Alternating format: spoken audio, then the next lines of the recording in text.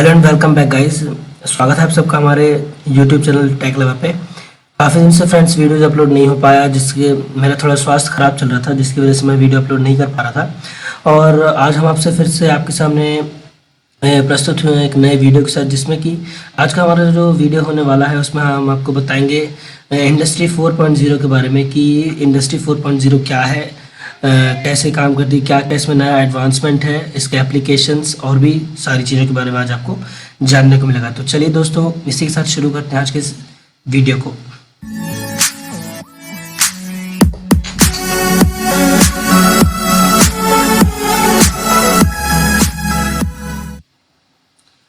तो फ्रेंड्स, सबसे पहले मैं आपको इंडस्ट्री 4.0 के बारे में बताना चाहूँगा कि जैसा आप लोग जानते होंगे कि हमारे पूरे वर्ल्ड में इंडस्ट्रीज़ को अलग अलग स्केल्स में डिवाइड किया गया है। जैसे कि आपका small scale industries, medium scale industry और आपका लार्ज स्केल इंडस्ट्रीज़। तो अलग अलग सबकी रिक्वायरमेंट्स हैं, जैसा जिसका प्रोडक्शन है उसके हिसाब से उसको वो स्केल असाइन किया जाता है कि वो स्मॉल स्केल है या फिर आपका लार्ज स्केल है या फिर मीडियम स्केल है। वो आपका कॉस्ट रेंज के ऊपर भी रहता है कि हाउ मच एस्टिमेट, और उसका प्रोडक्शन मास प्रोडक्शन है, बैच प्रोडक्शन है, सारा उस तरीके से।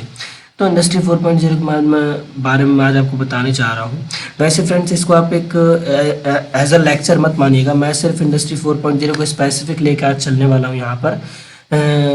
एक लेक्चर होता तो इसके बारे में हम देखते कि पूरा हिस्टोरिकल हमको उठाना पड़ता, क्योंकि industrial revolution, first industrial revolution थी, फिर सेकंड आई, फिर थर्ड और उसके बाद ये 4.0 आया हुआ है। तो आज हम बात करेंगे सिर्फ इंडस्ट्री 4.0 के बारे में। और अगर आप उसके बारे में जानना चाहते हैं जो कि इसका industrial background, that is historical क्या था, तो उसके बारे में आप कमेंट कर सकते हैं, उस पर मैं पर्टिकुलर वीडियो बना दूंगा। तो फ्रेंड्स, इंडस्ट्री 4.0 है वो आपका सारा कॉम्बिनेशन है ऑटोमेशन का, इंटरनेट ऑफ थिंग्स का, system integration, cloud computing, big data connection, real time processing system, real time data processing systems, memory management, और आपका कहना चाहिए उसको क्लाउड कंप्यूटिंग हो गया, साइबर सिक्योरिटी हो गया, और RFID टेक्नोलॉजी हो गई। ये सारी चीज़ों का कॉम्बिनेशन है आपका एम्बेडेड सिस्टम्स हो गया, अलग अलग तरह के सॉफ्टवेयर, PLC और आपका DCS, ये सारे सिस्टम आपके इंडस्ट्री 4.0 में कंबाइन करके बनाया गया है। तो आइए थोड़ा सा देखते हैं कि इंडस्ट्री 4.0 की डेफिनेशन क्या है। एक स्टैंडर्ड डेफिनेशन की अगर हम बात करें तो industry 4.0 refers to the intelligent networking of machines and processes for industry with the help of information communication technology. तो इंडस्ट्री 4.0 जो है वो एक इंटेलिजेंट नेटवर्किंग है, जिसमें मशीन्स और प्रोसेस को हम आपस में एक नेटवर्क की तरह बना देते हैं, मतलब आपस में एक दूसरे को सबसे कनेक्ट कर देते हैं with the help of information and communication technology. अब इंफॉर्मेशन उनके बीच में कैसे शेयर होगी और कम्युनिकेशन उनके बीच में कैसे होगा, ये सब उस टेक्नोलॉजी के अंदर आता है। तो ये उसकी बेसिक डेफिनेशन है कि इंडस्ट्री 4.0 की इंटेलिजेंट नेटवर्किंग है इंडस्ट्री के अंदर। Industry 4.0 has been defined as a name for current trend of automation and data exchange in manufacturing technologies, including cyber physical systems, the Internet of Things, cloud computing, cognitive computing, और आपका जो कि ये सब मिल के create करते हैं कि स्मार्ट फैक्ट्री को। तो ये था इंडस्ट्री 4.0 की डेफिनेशन के बारे में। आइए थोड़ा सा और आगे देखते हैं। तो मैं आपसे देखिए यहाँ पर एक डायग्रामेटिकली अगर बताना चाहूँ तो इंडस्ट्री 4.0 देखिए सारी चीज़ों का कॉम्बिनेशन लेकर चलती है। जैसे कि आपका हो गया, ये देखिए क्लाउड कंप्यूटिंग हो गया, और आपका 3D प्रिंटिंग हो गया, बिग डेटा एनालिसिस हो गया। क्योंकि देखिए जो भी हमारी इंडस्ट्रीज़ हैं, लार्ज स्केल में अगर स्पेशली बात करें तो वहाँ पे हमको प्रोडक्शन बहुत ज़्यादा होता है, काफ़ी सारी चीज़ों का ध्यान रखना पड़ता है।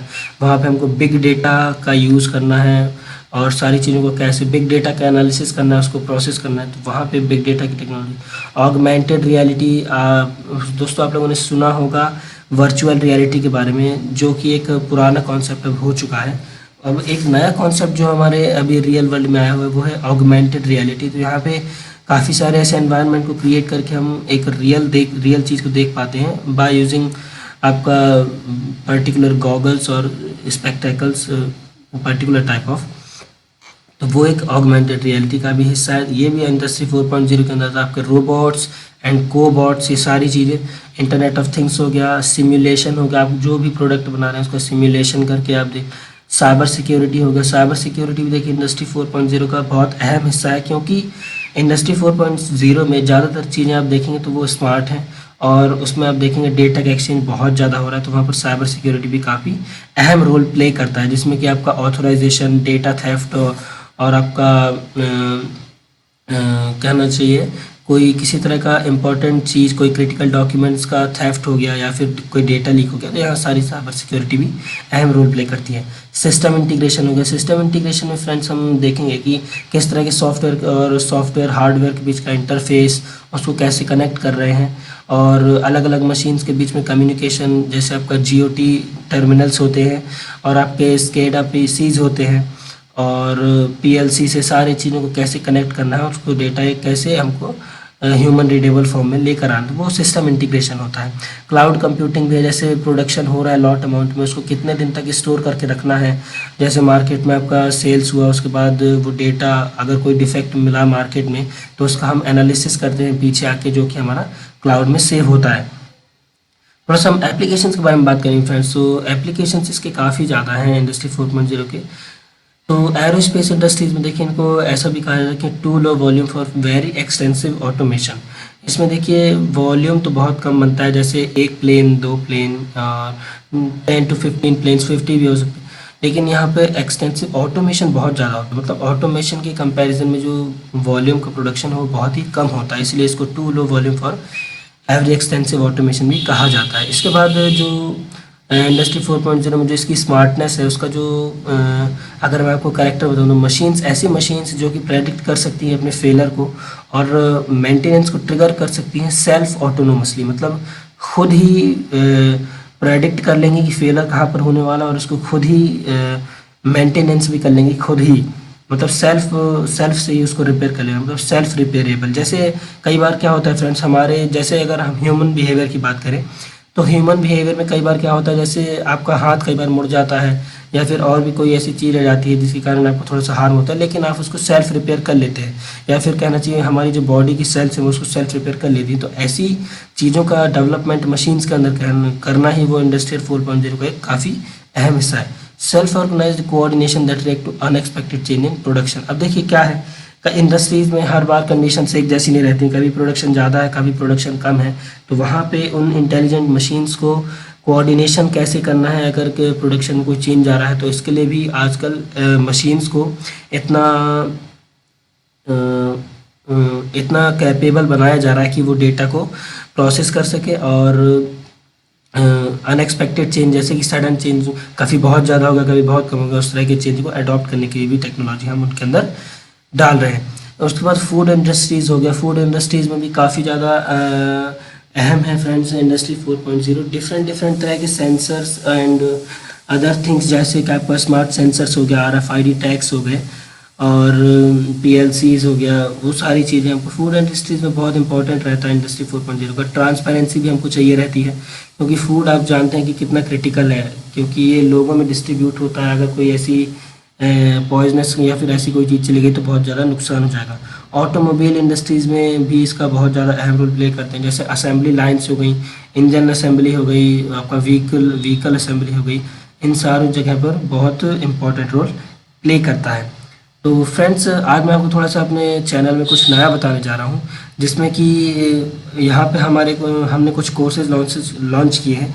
There are some courses we are offering, if someone is interested, हम अगर कोई इन कोर्सेज पे इंटरेस्टेड है तो वो हमसे कांटेक्ट कर सकता है। यहाँ पे मैंने अपना कांटेक्ट, व्हाट्सएप कांटेक्ट और मैंने अपना ईमेल दिया हुआ है।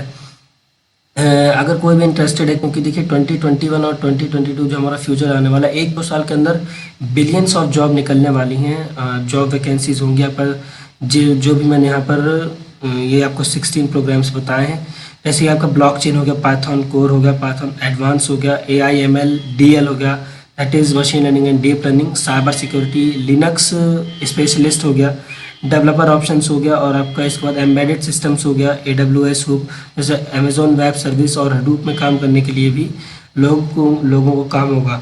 बिग डेटा हो गया, internet of things, ethical hacking, agile, scrum, project management, 6 sigma, और ये सारी चीज़ों के बारे में और भी प्रोग्राम्स हैं, बट मैंने यहाँ पर लिस्ट इतने किए हैं। अगर आपको क्वेरी करनी है इसके बारे में तो आप हमें कांटेक्ट कर सकते हैं मेरे व्हाट्सएप नंबर पर। मुझे व्हाट्सएप कर सकते हैं, मुझे डायरेक्ट कॉल कर सकते हैं, या फिर मुझे अपनी क्वेरी लिखकर ईमेल में सेंड कर सकते हैं और हम आपको वहाँ से रिप्लाई करेंगे। कोई भी कोर्स आप करना चाहें फ्रेंड्स, वो 3500 पर कोर्स है। एक बात बता दें आपको फ्रेंड्स, देखिए 3500 कोई बहुत बड़ा अमाउंट नहीं है। आपका एक महीने का जो खर्चा होगा आप कपड़े खरीदने में या फिर कोई भी आपका एंजॉय करने में आप निकाल देते होंगे। एक बार ऐसा भी है, कुछ अपने अंदर भी स्किल जनरेट करिए।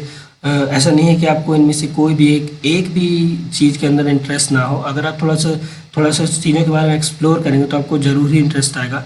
और 3500 लगाना और कोई नई स्किल सीख लेना वो बहुत अच्छा साबित होता है। तो फ्रेंड्स एक बार एक्सप्लोर करिएगा इसके बारे में भी, और जो भी क्वेरी हो प्लीज़ आप हमें सेंड कर सकते हैं हमारे नंबर दिए गए नंबर पर और हमारे ईमेल पर। तो फ्रेंड्स हमारा जो वीडियो था वो यहीं पर आज का ख़त्म होता है। उम्मीद है आपको कुछ नया जानने को मिला होगा। तो जल्द ही मिलते हैं फ्रेंड्स आपसे नेक्स्ट वीडियो में, तब तक के लिए गुड बाय।